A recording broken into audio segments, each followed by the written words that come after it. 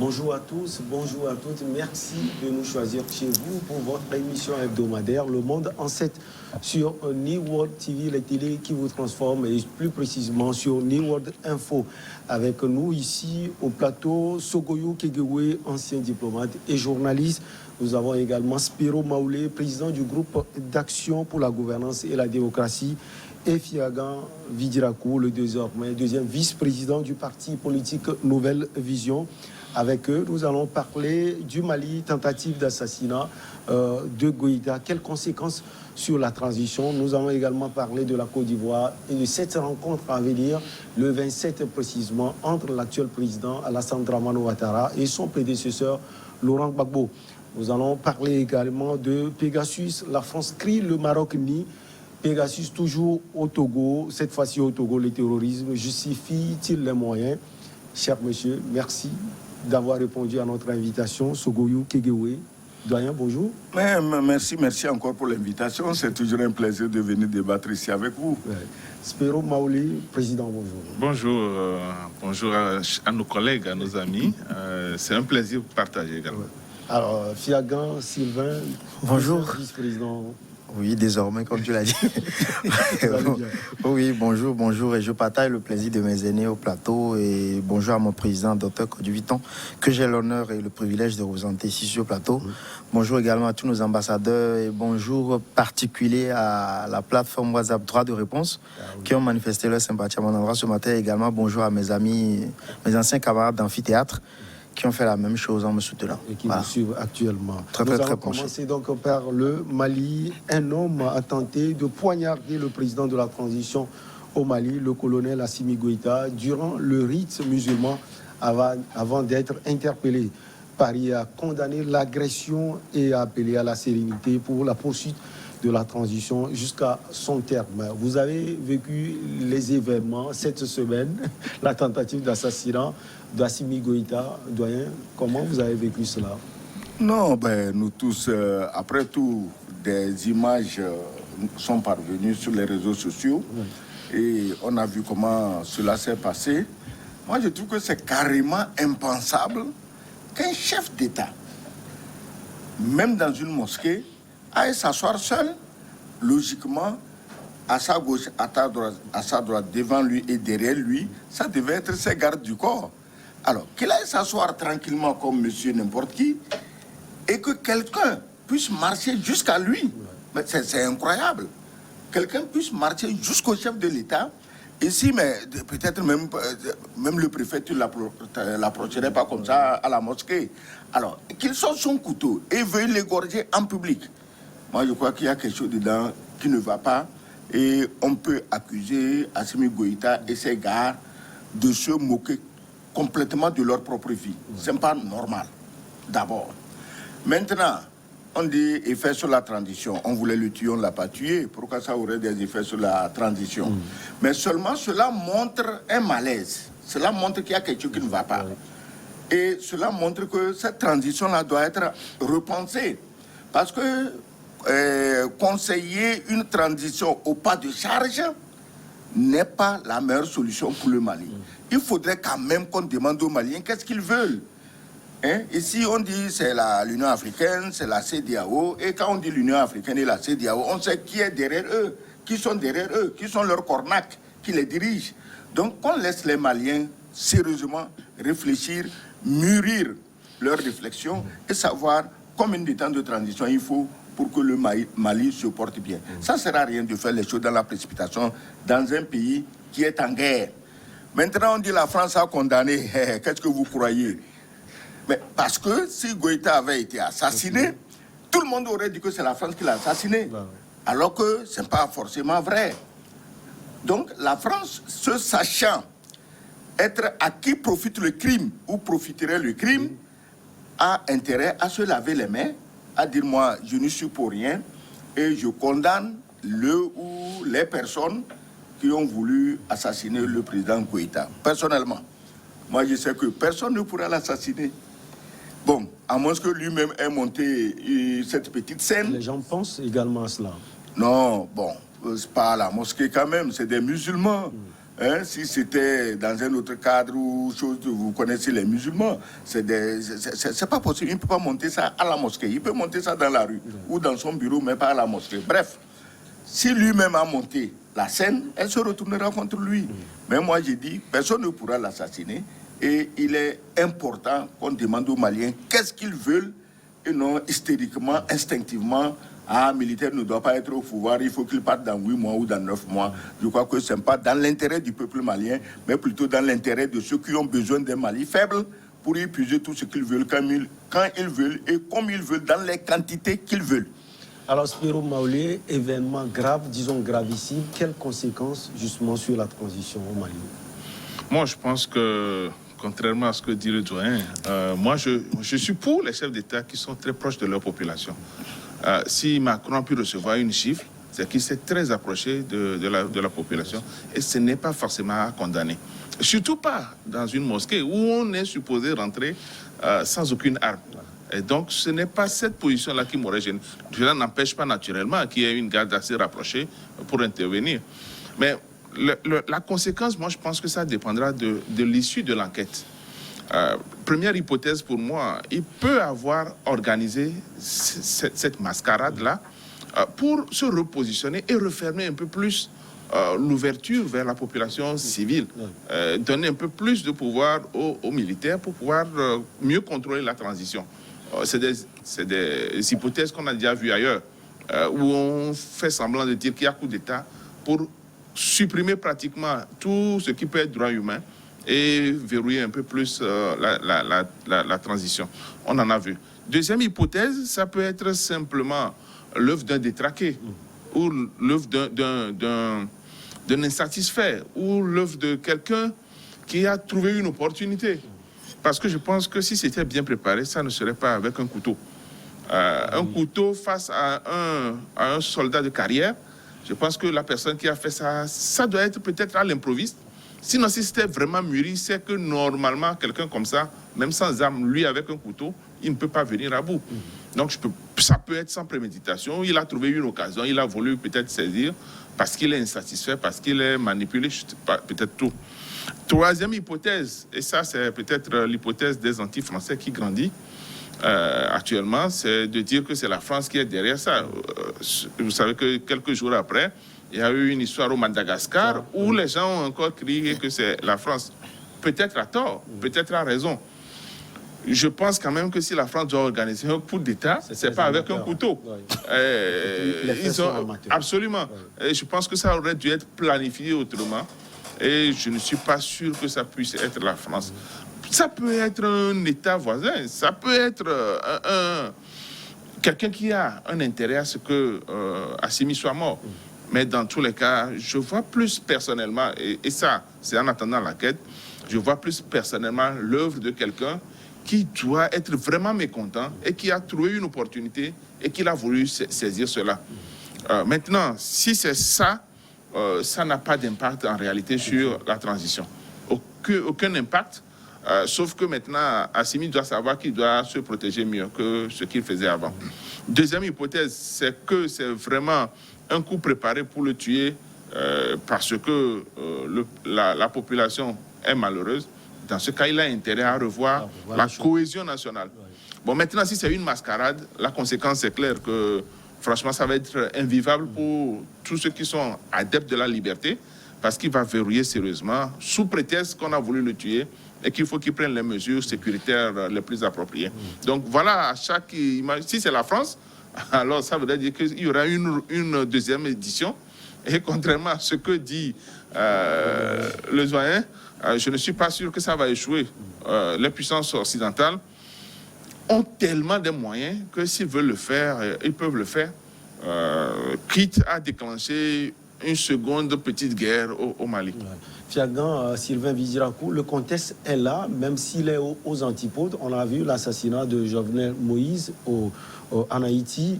On a vu également la tentative d'assassinat du président malgache, André Rajoelina. Et cette tentative, est-ce qu'on peut faire un lien entre tout ça là? Non, quand on parle de coup d'État, c'est coup d'État, ou de tentative de coup d'État, c'est tentative de coup d'État. Du coup, on peut faire les liens un peu partout. Peu importe ce qu'on veut faire, on fera les liens. Mais nous, en tant que parti, vous savez, la démocratie, la lutte pour la démocratie, c'est au plan national, mais aussi au plan international, quand on est un parti politique. Alors, nous, lors de notre dernière réunion, nous avons mis au divers le sujet concernant la tentative d'assassinat sur Assimi Goïta, oui. Nous avons... Je voudrais inviter les téléspectateurs et nous tous ici à réanalyser la vidéo de cette tentative-là, pour démontrer plus ou moins une certaine hypothèse de mascarade, comme il a dit, je prends ce terme. Nous voyons un président qui est assis à la musulmane, en train de prier. On nous dit que l'imam sortait, lui, pour aller tuer la bête, pour accomplir le sacrifice. Il y avait deux ou trois bérets qui étaient dos au président. Il y avait les autres qui étaient en boubou, assis dans la même position que le président. Et quelqu'un sort de nulle part, il sort de la droite, il va vers le président et il tente de le poignarder. D'abord, il tente de soulever sa tête pour l'atteindre à l'artère carotide. Ce qui pouvait être fait dans l'espace, dans une fraction de seconde. Atteindre l'artère carotide, on le voit dans le film, c'est pas aussi compliqué que ça. Tous ceux qui ont pu tuer, ne serait-ce qu'une seule fois dans leur vie, un coq ou un mouton, savent que c'est très facile de toucher la gorge de quelqu'un. C'est un milieu très très sensible, c'est un endroit très sensible. Maintenant, si la personne avait cherché l'autre côté, c'est-à-dire le côté gauche, il aurait cherché le côté gauche, tout comme l'arrière, je veux dire, au niveau de l'arrière du cou, on dirait que l'assaillant aurait cherché alors la veine jugulaire. Et dans les deux cas, le Goïta ne s'en sortirait pas. Alors, je me demande si le couteau avec lequel il a été attaqué est un couteau en carton ou si c'est un vrai couteau. Parce que c'est un vrai couteau, l'assaillant n'avait besoin que d'une fraction de seconde pour blesser au moins grièvement le président Goïta. Or, le lendemain, Goïta était en très très belle forme, en plus belle forme que moi en tout cas, parce qu'il mange même mieux que moi, c'est un chef d'État. Alors il était en très très belle forme et il dit que c'est normal qu'on l'attaque. Un individu peut t'attaquer quand tu es chef d'État, quand tu es leader, il y a des mécontents. Oui, je partage son avis, c'est normal. Lui-même, il a déposé 2 présidents. Il a déposé d'abord Ibeka, il a ensuite déposé quelqu'un d'autre quelques mois plus tard. Donc c'est normal qu'on tente de le déposer. Donc pour moi, c'est pas vraiment le problème. Alors si c'est une mascarade, si c'est une scène montée, si c'est moi je parle de non-sincérité de l'acte de cet enseignant là dont on nous a parlé, dont on ne donne même pas le nom. On dit qu'il s'est fait aider par quelqu'un qui est membre des forces spéciales et qui était armé, qui a finalement été relâché. On dit que non, c'est une erreur, on l'a confondu avec quelqu'un d'autre. Ce qui est encore très curieux, c'est le commissaire de la ville, le 3e arrondissement, qui dit que cet homme, c'est un membre des forces spéciales et qu'il a été confondu avec quelqu'un d'autre, qu'on l'a arrêté par mégat. On s'est trompé. C'est vraiment curieux. La deuxième personne, on ne l'a pas retrouvée. Jusqu'alors. Et on nous dit que ça c'est un coup d'État. Ça me rappelle drôlement une tentative de coup d'État au Gabon il y a quelques années au moins. Un coup d'État. Moi, j'ai de la peine à dire que ça, là, c'est vrai. J'ai de la peine à dire que c'est vrai parce que tout était réuni pour que Goïta soit grièvement blessé ou alors qu'il soit tué. Alors, je ne veux pas paraître négationniste, je ne veux pas dire que c'est impossible de tenter un coup d'État sur lui, mais c'est que la vidéo que nous avons eue, les images que nous avons eues jusqu'à l'heure à laquelle nous parlons, ne nous permettent pas ou ne me permettent pas, moi, sincèrement, de me prononcer en disant qu'il y a eu tentative de coup d'État. Alors, si c'est un coup d'État, bon, les conséquences sur la transition, naturellement, il va adoucir le temps dans les jours à venir, sa sécurité sera plus renforcée.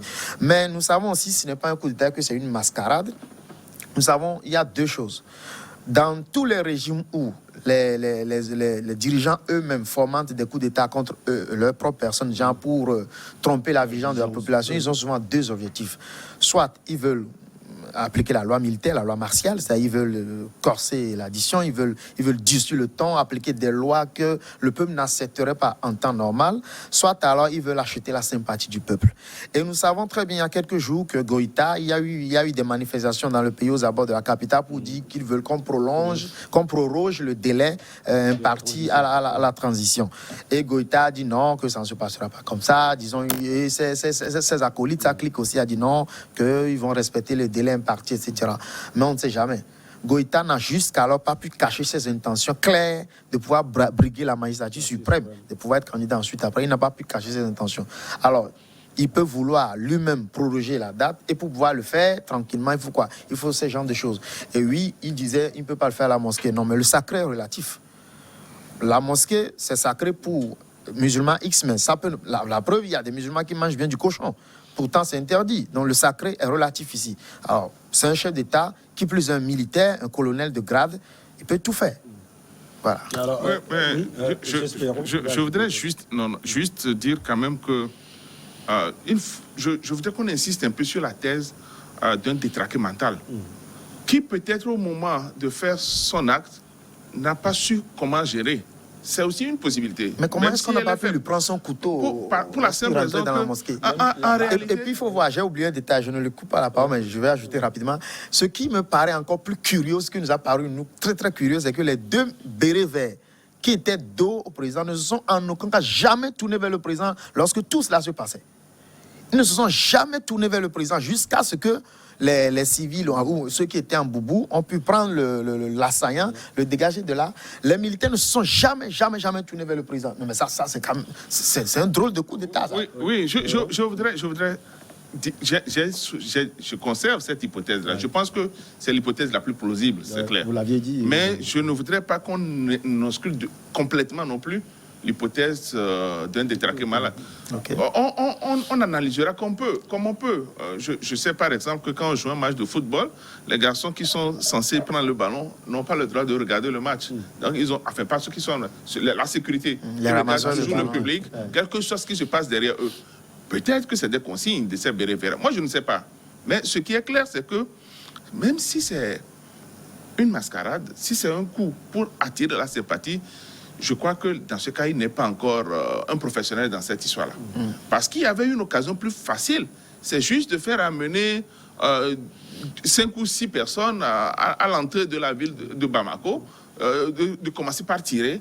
Et on aurait riposté, ça doit être la nuit, où on n'aurait rien vu, on va tirer, on a riposté, et on dit il faut renforcer le système sécuritaire, le président a fait ceci, etc. Et puis ça aurait été plus facile que de brader d'abord le prestige de cette religion, et puis bon, de faire un truc qui ne serait vraiment pas bien fait. À la fin, je dirais quand même que on doit patiemment attendre l'enquête, et je crois qu'on aura beaucoup d'informations à gérer. Alors, quel que soit... Bon, vous voulez ajouter, allez-y avant que je le pose. Écoutez, le coup d'État, c'est facile de dire que c'est un simulacre, parce que ça n'a pas réussi. Mais si le couteau avait pénétré la gorge de Assimi Goïta, qu'il était tombé là-bas, effectivement, nous tous, on aurait été surpris que ça puisse se passer aussi facilement et à la mosquée. Regardez le pauvre président haïtien. S'il avait arrêté les assaillants et que le lendemain, on avait fait un communiqué pour dire on a arrêté au palais président, à la résidence privée du président de la République, des gens qui voulaient l'assassiner, mais les gens se seraient tordus de rire. Ils disent, mais ça, quand même, il faut être plus intelligent, il faut monter. Voilà, il faut quand même monter quelque chose de plus sérieux que ça. Comment des gens peuvent rentrer dans la maison du président pour l'assassiner alors qu'on sait qu'un chef d'État est bien gardé.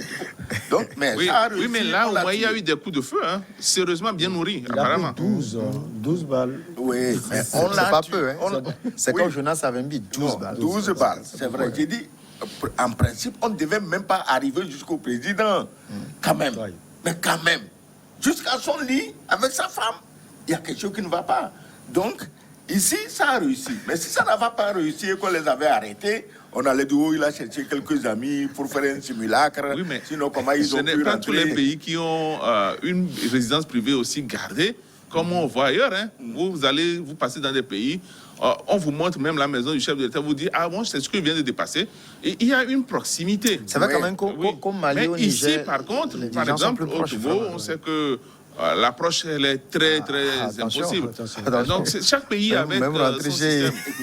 Rentrer sur un général. Oui, il vaut mieux ça pour qu'un jour, qu'on ne nous dise pas qu'un détraqué a essayé quelque chose. Voilà, il vaut mieux ça. C'est pas faux. Alors, Sylvain, quel que soit le prisme qu'on analyse, il faut dire que c'est un coup porté quand même à la vie politique du Mali. Non, bien sûr qu'il y aura forcément un impact. C'est un coup porté. Après, on parle d'un militaire qui est au pouvoir, qui a déposé, comme je le disais, 2 chefs d'État entre-temps. Donc, ça aura forcément une incidence.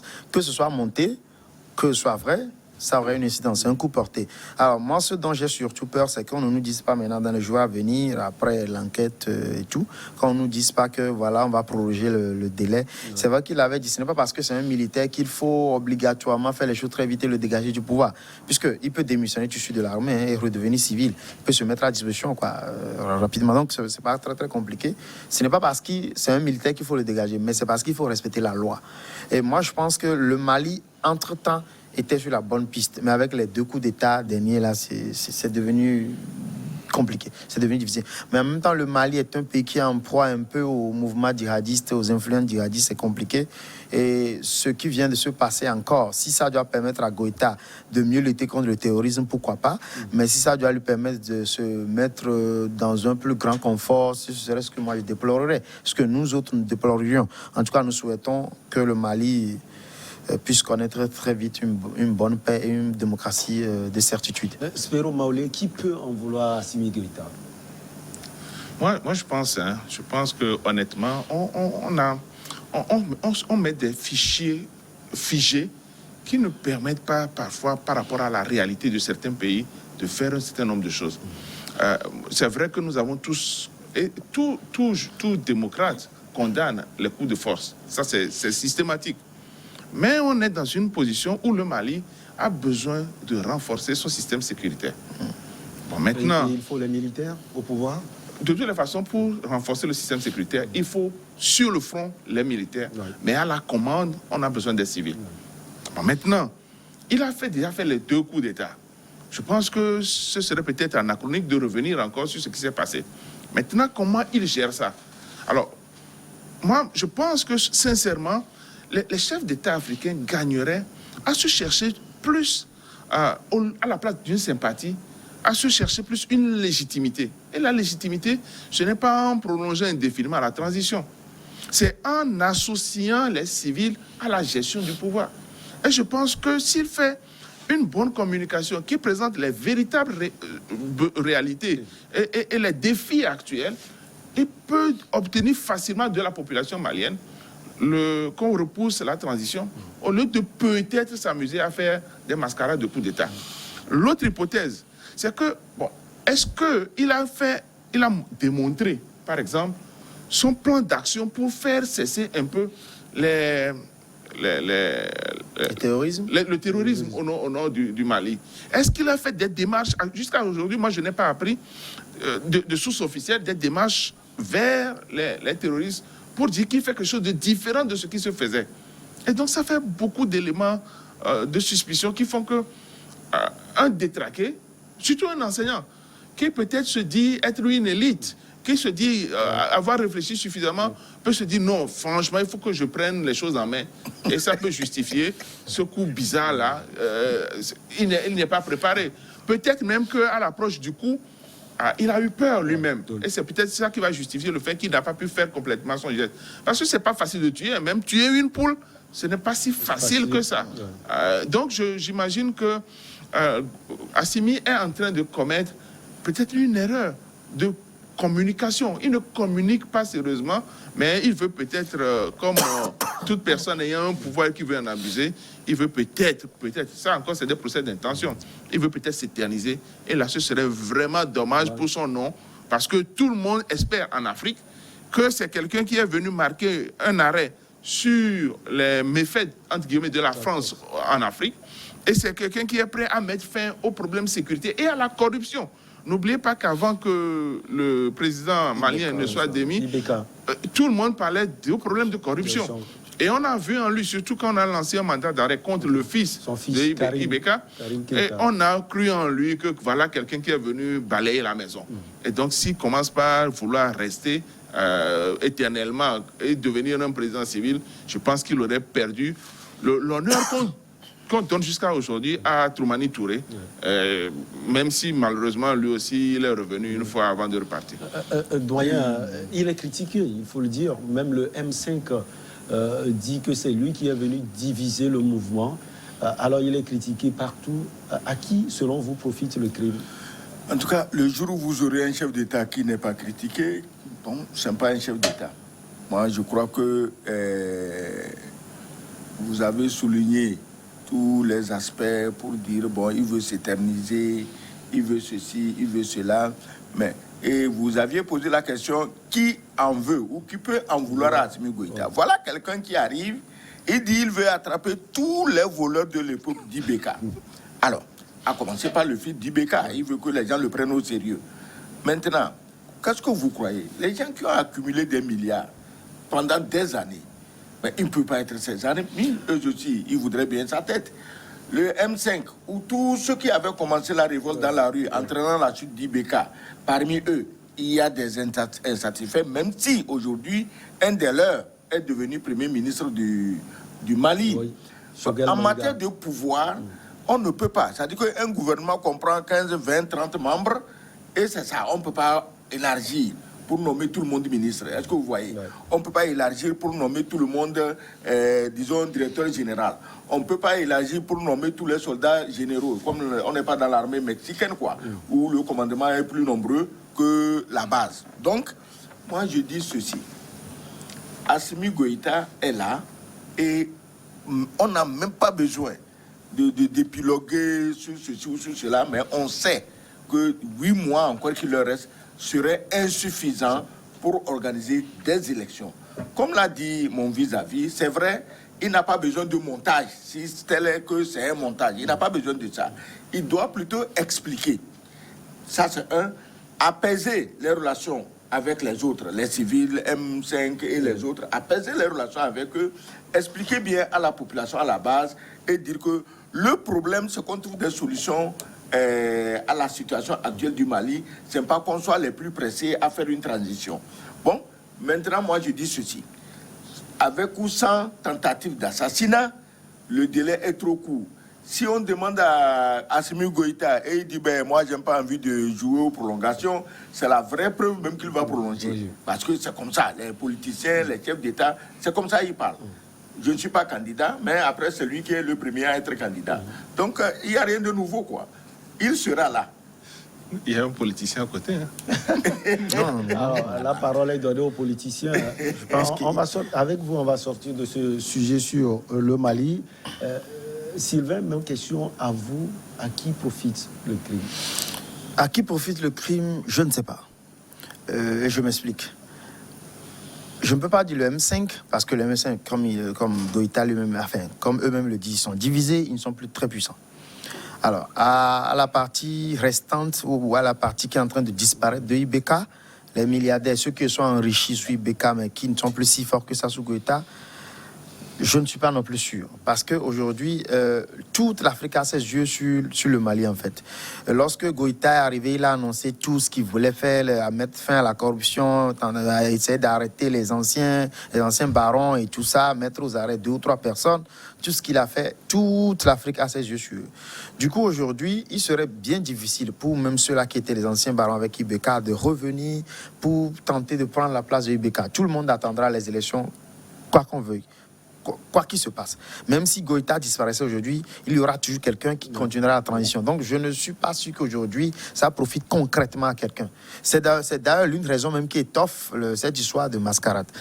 Ça ne profite concrètement à personne d'autre qu'à Goïta lui-même, s'il est vivant. Bien sûr, s'il est vivant. S'il survit à cette tentative en griffe de coup d'État. Donc, je ne me dis pas que ça profite directement à quelqu'un, à part que ça ne profite à Goïta lui-même. Maintenant, il a dit quelque chose. Il citait peut-être le président Ouattara. Cette histoire de je ne suis pas candidat, mais finalement, premier candidat, il citait peut-être Ouattara et bien d'autres. Il n'est pas le seul. Hein. Il n'est pas le seul. Il faut ajouter bien d'autres. Il y a eu ribambelle de présidents. Je veux qu'un seul mandat, mais ils sont seconds. Et maintenant, on craint qu'il ne fasse le 3e. Ouais. Donc, il y en a plein d'exemples partout. Espérons que ce ne soit pas le cas au Mali. Vous savez, le peuple malien a presque le même problème que nous. La seule différence entre ce qui se passe au Mali lorsque tout va bien, et ce qui se passe au Togo lorsque tout va bien, c'est que les dirigeants sont plus proches du peuple. Au Mali, vous pouvez y aller aujourd'hui puis rencontrer très facilement un ministre, quoi. C'est plus facile. Au Mali, au Niger, dans ces pays sahéliens, c'est plus facile. Vous allez voir le ministre qui est dehors, portage chez lui. C'est plus facile. Circuler au marché. Oui, c'est ce que je dis, c'est plus facile. Alors que chez nous ici, c'est grandement plus compliqué. Voilà, disons ça justement comme ça, grandement plus compliqué. Donc, nous avons presque les mêmes problèmes. La jeunesse souffre, le chômage est insupportable, les gens ont faim, les gens ont soif même de liberté. Il y a tout un tas de choses que nous partageons.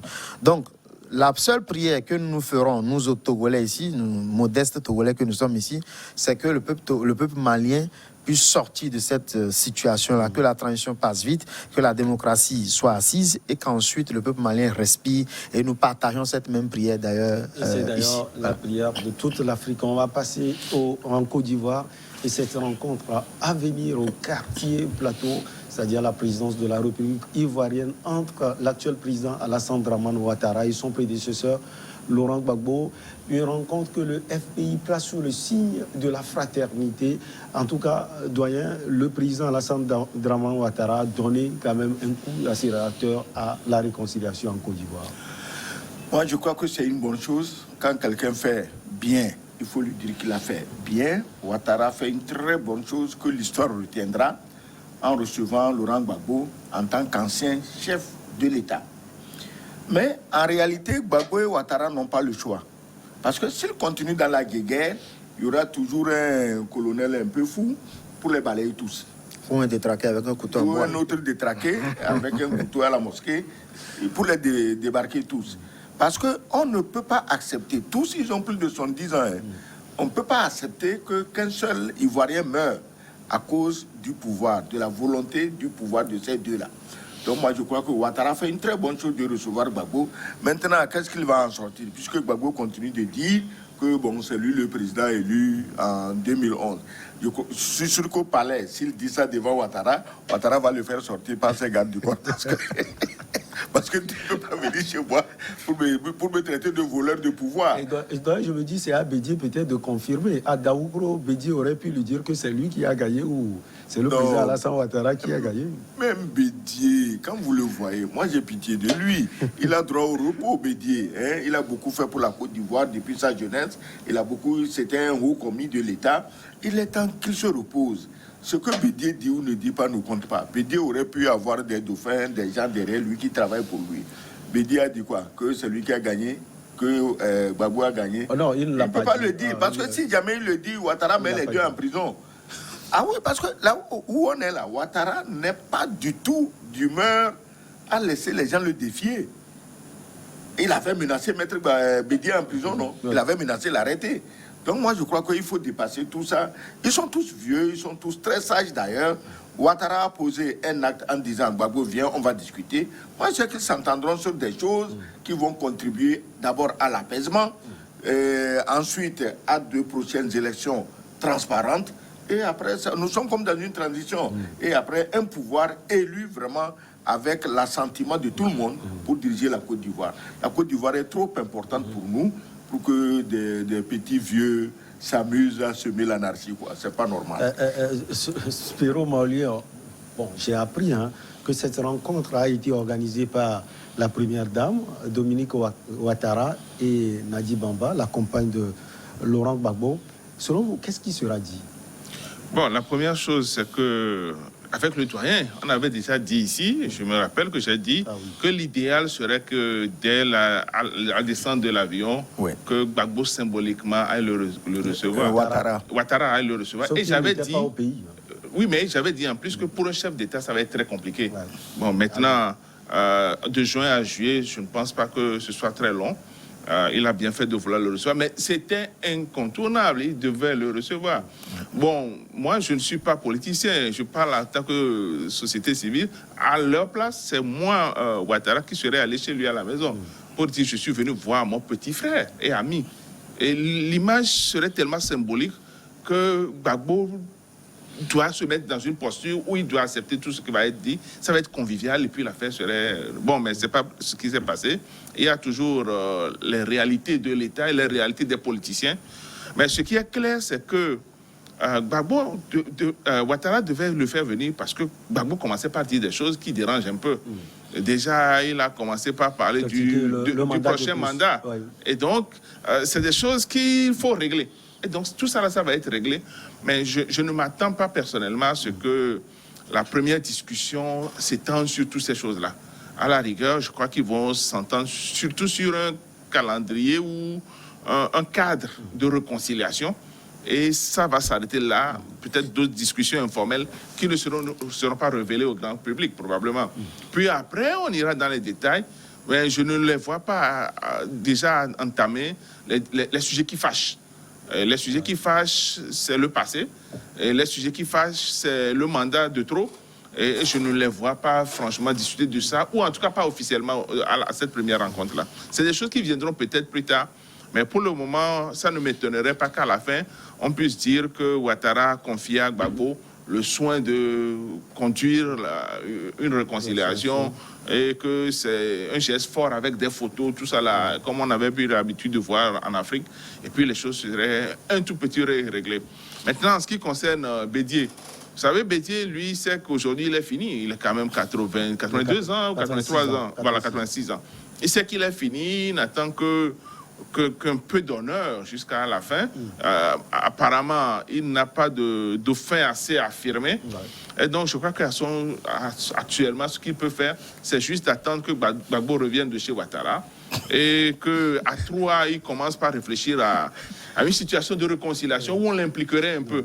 On va l'impliquer juste pour lui donner un peu d'honneur, un peu de dignité. Sinon, en réalité, Bédié aujourd'hui n'est plus un grand poids par rapport à la présence de Gbagbo et de Ouattara dans le pays. Et qu'est-ce qui peut, selon vous, Fiagan, Vizirakoum, motiver aussi cette rencontre, la sortie de Gbagbo à Daoukro, celle de Adama Bitogo ou encore de Mamadou Touré? D'abord, quand moi j'ai suivi le communiqué du Conseil des ministres de la Côte d'Ivoire, et j'ai entendu que voilà, Ouattara voudrait recevoir en audience Gbagbo le 27, moi j'ai dit ouf, enfin. Parce que je me dis que ça a trop traîné. Il aurait dû déjà le recevoir. Il aurait dû, oui, déjà aller l'accueillir à l'aéroport, comme mon aîné Spero l'a dit. Ou alors, si ce n'est pas le cas, au moins le recevoir juste après, quoi, quand Gbagbo se serait bien installé. Maintenant, il a laissé le temps passer. Gbagbo a fait ci, il a fait ça. Oui, Gbagbo est ensuite allé au Congo, il est rentré, il a rencontré Bédié, il est revenu. Non, moi, je pense que Ouattara aurait dû faire ça plutôt maintenant. Mieux vaut tard que jamais. Ce que nous avons appris, c'est que Gbagbo, c'est Gbagbo qui a fait le premier pas. Bon, c'est vrai que Ouattara a autorisé le retour de Gbagbo. Mais ensuite, quand Gbagbo est rentré, c'est Gbagbo qui a appelé Ouattara et qui a discuté avec lui un peu plus d'une heure de temps au téléphone. Donc, c'est Gbagbo qui a fait le premier pas en l'appelant, en discutant, en échangeant avec lui. Maintenant, on ne sait pas vraiment sur quel sujet on portait leur discussion. Et ensuite, maintenant, nous apprenons que Ouattara veut le rencontrer, c'est bien. Les deux doivent se rencontrer. Il était temps que les deux se rencontrent. Maintenant, qu'est-ce qu'ils vont dire? C'est ça. Il faudra peut-être attendre le 27 juillet. Mais je suis sûr, comme il a dit, les sujets qui fâchent ne pourront pas être vraiment abordés. Parce qu'il serait impensable que les deux s'asseyent et disent, bon, ok, c'est moi qui avais gagné fin 2010-2011. Non, toi, tu n'as pas gagné. Et bon, non, toi aussi, tu mens. Ils ne peuvent pas vraiment le dire. Maintenant, ce qu'ils peuvent dire, c'est effectivement aborder le mandat en cours, comment ramener la réconciliation et parler à la paix en Côte d'Ivoire. Et ensuite, maintenant, aborder les années qui vont suivre, les élections à suivre. Et peut-être, pourquoi pas, réenvisager la relation tripartite, je veux dire, entre Bédié, Ouattara et Gbagbo. Je pense que ça, ils vont forcément l'aborder. Parce que moi, j'ai vu un Gbagbo qui était de retour. Quand il était de retour en Côte d'Ivoire, moi, j'ai vu un Gbagbo très énervé, très remonté. Il n'a vraiment jamais lâché l'affaire. D'abord, il a toujours continué à affirmer que c'est lui le vrai gagnant de 2010-2011. Ensuite, c'est quelqu'un qui a dit récemment, lorsqu'il est sorti de chez Bédié, qu'un politicien reste politicien. Et que c'est pas une profession. On ne va pas à la retraite. Oui, voilà, il est politicien. Et c'est quelqu'un qui affirme trop facilement qu'il continue, quoi, en fait. Clairement, quand il n'est pas stratège, peut-être? Non, il est. La preuve, il ne dit pas jusqu'alors vraiment son jeu. Mais la seule chose dont on peut suivre avec Gbagbo, c'est qu'il ne démissionne pas. Il reste en politique. Et s'il reste en politique, c'est qu'il a une carte à jouer. Donc, je pense qu'effectivement, il était temps que les deux se rencontrent pour maintenant asseoir leur adversité, parce que la Côte d'Ivoire a besoin de paix, la jeunesse aujourd'hui a besoin de paix. Je le disais dernièrement ici, Bédié n'a pas un dauphin affirmé. Ouattara n'en a plus. Lui-même, il a fini par dire que personne n'était prêt. Et Gbagbo, Gbagbo, ce n'est pas vraiment ça. Ce n'est pas vraiment ça, comme je l'ai dit. Donc, aujourd'hui, il faut que Soro écarté, il risque la prison. Nguessan, le voilà. Blé Goudé. Non, Blé Goudé, c'est le Goudé.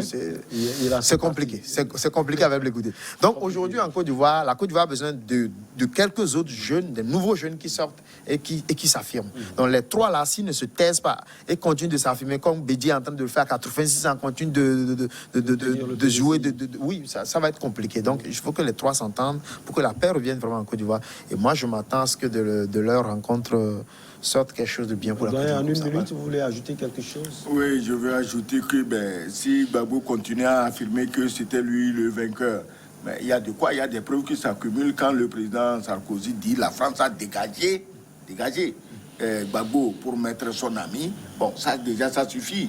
Et il y a de quoi être remonté parce que les présidents africains, ivoiriens doivent être élus par les Ivoiriens et non par le dégagisme de la France. Donc, bref, dans tous les cas, c'est Gbagbo qui a été le perdant, c'est lui qui a été offensé, c'est lui qui a été humilié, c'est lui qui a été mis en prison, exilé, et il est revenu. Ouattara estime avoir été trahi. Il est l'homme qui va faire la paix. C'est-à-dire que toi qui as été offensé, c'est toi qui dis, écoutez, c'est vrai, j'ai été offensé, mais laissons tomber. Ouattara ne peut rien. Gbagbo est celui qui doit faire la paix, celui qui doit oublier, celui qui doit pardonner. Est-ce qu'il fera ce que Jésus a fait quand le centurion a coupé l'oreille son chose a coupé l'oreille du centurion? Est-ce qu'il va prendre l'oreille pour la recoller ou bien il va demander qu'on coupe la deuxième oreille? Ça, nous ne savons pas, mais il doit pardonner. Parce qu'il a en lui une haine légitime. Comme Ouattara aussi. Ouattara aussi, quand vous l'entendez, il dit Gbagbo a commis des erreurs. Il a cette haine. Oui, mais attendez, la Cour pénale a innocenté Gbagbo après... Oui, mais Gbagbo est toujours sous accusation en Côte d'Ivoire. En tout cas, on va revenir. Arrêtons sa négrerie parce que s'ils savaient qu'ils peuvent le juger en Côte d'Ivoire, le condamner, pourquoi ils l'ont envoyé là? Les trois là, ils sont vieux, certains, mais sages, on peut en douter. Il faut les attraper tous dans ce cas-là. On va revenir juste après le journal.